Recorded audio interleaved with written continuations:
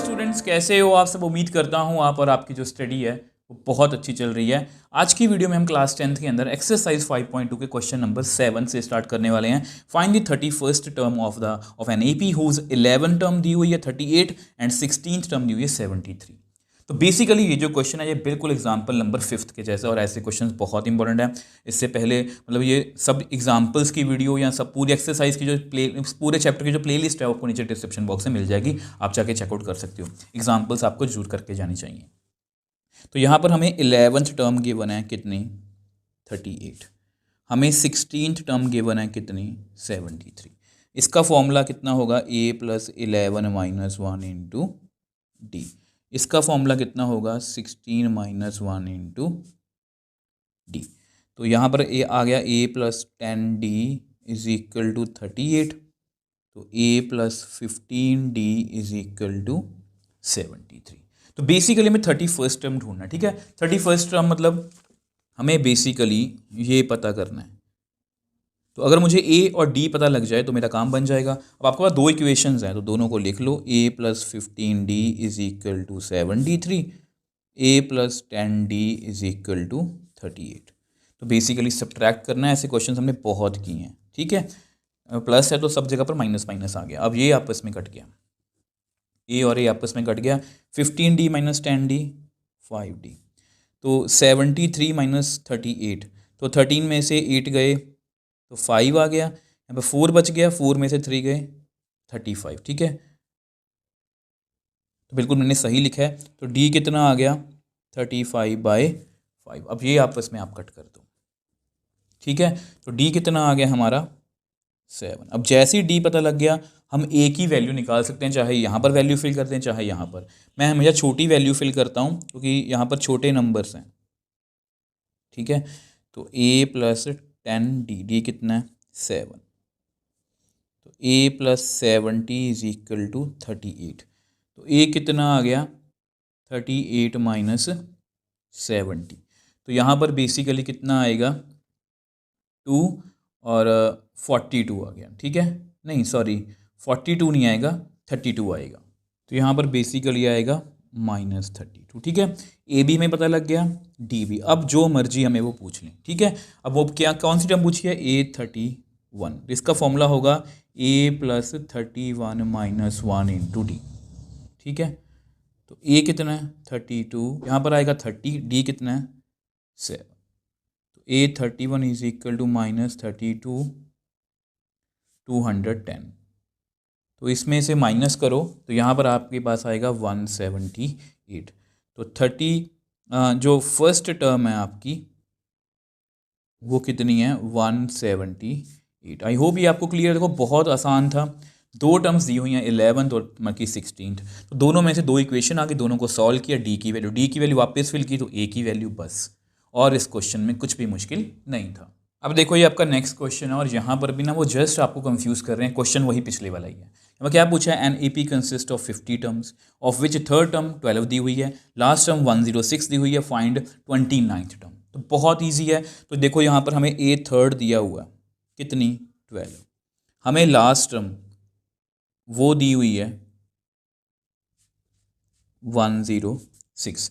हमें number of terms दी हुई हैं, वो कितनी दी हुई हैं, 50, ठीक है। यहाँ पर मैं आपके लाइन लिख के दिखाता हूँ आपके नोट्स के लिए, फिर आपको मैं समझाने की कोशिश। देखो यहाँ मैंने क्या लिखा है, क्योंकि टोटल नंबर ऑफ टर्म्स हमें 50 दी हुई हैं। इसमें कितनी टर्म्स हैं, 50। अब उसमें से अगर वो 50 टर्म्स हैं तो लास्ट टर्म कौन सी होगी, ये 50 होगी ना। देखो जैसे मैंने यहाँ पर AP लिखी 1 2 3 4 5 6, ये फर्स्ट टर्म है, ये सेकंड, ये थर्ड, ये फोर्थ, ये फिफ्थ, ये सिक्स्थ। इसको मैं लास्ट टर्म भी बोल सकता हूँ, इसको मैं A6 भी बोल सकता हूँ। अब यहाँ पर टोटल नंबर ऑफ टर्म्स 50 हैं तो मैं A50 को लास्ट टर्म बोल सकता हूँ।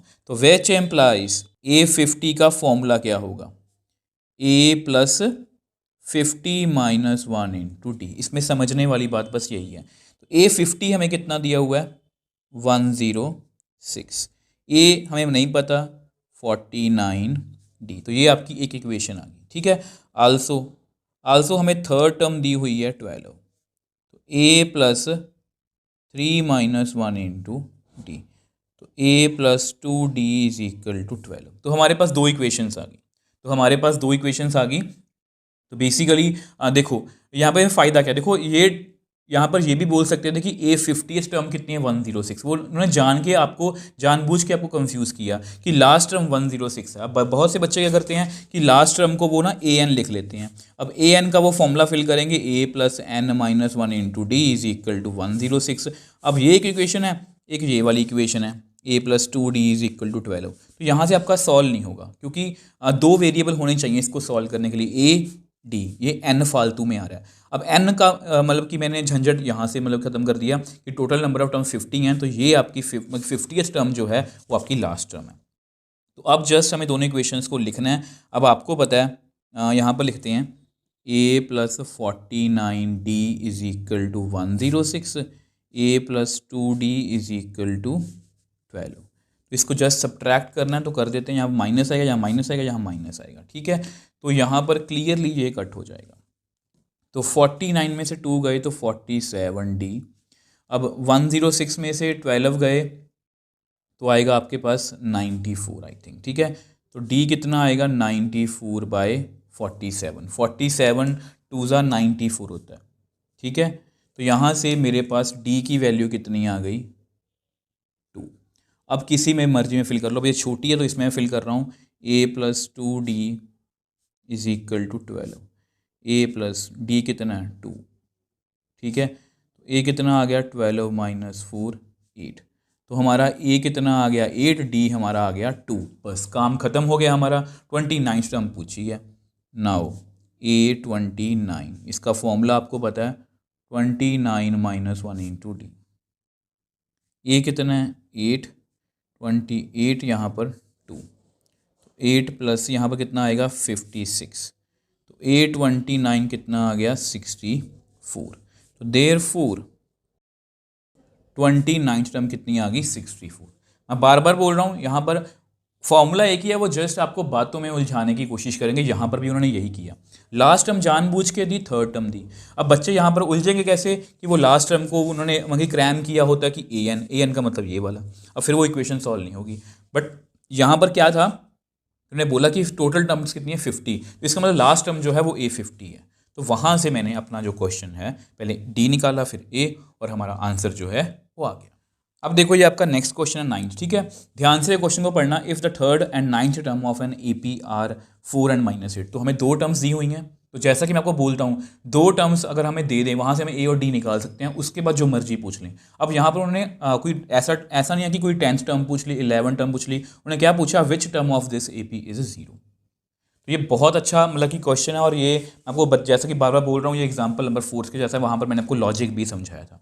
तो हमें कुछ नहीं करना, हमें थर्ड टर्म दी हुई है कितनी 4, हमें 9th टर्म दी हुई है कितनी -8। यहाँ पर फॉर्मूला लगा लेते हैं, A plus 3 minus 1 into D, A plus 9 minus 1 into D, A plus 2D is equal to 4, A plus 8D is equal to -8। तो दोनों को लिख लेते हैं, a plus 8D is equal to -8, a plus 2D is equal to 4। तो subtract कर देते हैं, ठीक है। अब आपको पता है यहाँ प्लस है तो माइनस, प्लस है तो माइनस, प्लस है तो माइनस, ठीक है। अब ये आपस में कट हो जाएगा, a और a आपस में कट गए, और अगर ये कट गई तो 8 माइनस 2 कितना आएगा 6D, -8 है प्लीज़, ठीक है। और यहाँ पर -4 है तो -12 बनेगा, तो D कितना आएगा -12 बाय 6। अब ये भी आपस में कट गया, तो D की वैल्यू हमें क्लियर हो गई कितनी -2। अब जैसे ही हमारे पास D की वैल्यू आ गई, किसी में मर्जी में फिल कर लो, जैसे मैं a plus 2D is equal to 4, तो a प्लस 2D की वैल्यू -2 है, a minus 4 is equal to 4, which implies a कितना आ गया 4 प्लस 4, तो a कितना आ गया 8। तो a भी हमने निकाल लिया, d भी हमने निकाल लिया। इसके बाद जो मर्जी वो पूछ लें। अब वो यहाँ पर उन्होंने पूछा which term of this AP is 0, तो कौन सी टर्म यहाँ पर 0 होगी। मतलब हम ये मान लेते हैं हम ये मान लेते हैं कि an जो है वो कितना है 0। अब आपको पता है a का फॉर्मूला a प्लस, अब आपने ऐसे बहुत से क्वेश्चंस कर लिए हैं, ठीक है। a 8 है हमारा, n हमें पता करना है, d कितना है -2 is equal to 0, n minus 1 minus 2 is equal to -8, n minus 1 is equal to -8 by -2। अब ये आपस में जी कट गया, मुझे लगता है यहाँ पर हमारा आंसर आ जाएगा n इज़ इक्वल टू 4+1। ठीक है, तो n कितना आ गया 5। तो देयरफॉर इस AP की फिफ्थ टर्म जो है वो 0 है। अगर बाय चांस ये क्वेश्चन आपको और भी कंफ्यूज किया जा सकता है, जैसे मैं आपको हमेशा बोलता हूँ, अगर वो यहाँ पर बाय चांस n की वैल्यू फ्रैक्शन में आती या डेसिमल में आती या नेगेटिव आती, तो भी हम जो है यहाँ पर ये बोलते हैं कि इस AP में कोई भी मतलब कि जो है 0 टर्म नहीं होगी। आई होप ये तीनों क्वेश्चंस आपको अच्छे से क्लियर हैं। आपको फिर भी कोई डाउट है मुझे नीचे कमेंट बॉक्स में लिख सकते हो, मैं हमेशा आपका रिप्लाई करता हूँ। अगर आपको वीडियो थोड़ी सी भी हेल्पफुल लगी तो वीडियो को लाइक कीजिए, शेयर कीजिए और इस चैनल को सपोर्ट कीजिए।